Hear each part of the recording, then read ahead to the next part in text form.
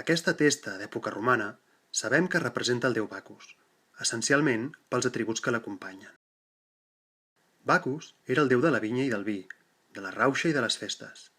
Si us hi fixeu, el seu cap està coronat per pàmpols, les fulles de la vinya. Aquesta corona estava decorada amb gotims de raïm, dels que encara se'ns en conserva algun gra. Es tracta d'un Bacus jove, com podem observar pels seus trets de feb. I el detall d'una barba tot just incipient. Els seus cabells són enrinxolats amb 4 fileres a la part posterior i 2 a la part del front. Els seus ulls no hi són i deurien haver tingut incrustacions d'un color ben negre.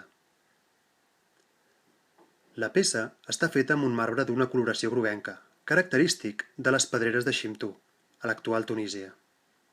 Aquest màrmor numidicum, marbre dels númides, també és conegut, degut al seu color, com a giallo antico, que en italià vol dir groc antic.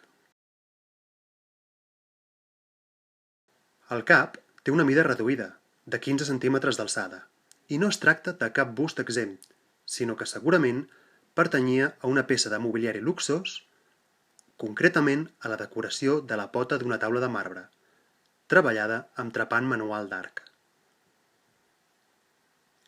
Aquesta peça, que podem datar a mitjan segle II després de Crist, va aparèixer l'any 2005, fora de l'àrea residencial del nucli romà de Granollers, i devia pertànyer a algú d'alt poder adquisitiu. Esperem que ben aviat la pugueu contemplar en el seu emplaçament habitual, a la sala d'exposicions permanents del Museu de Granollers.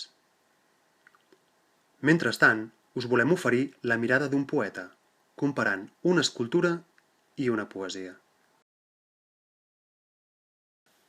Captivats per la pedra, tots admiren, imaginant-lo radiant, complet, el dur rostre del Déu amb el somriure que saben esculpit en el no-res.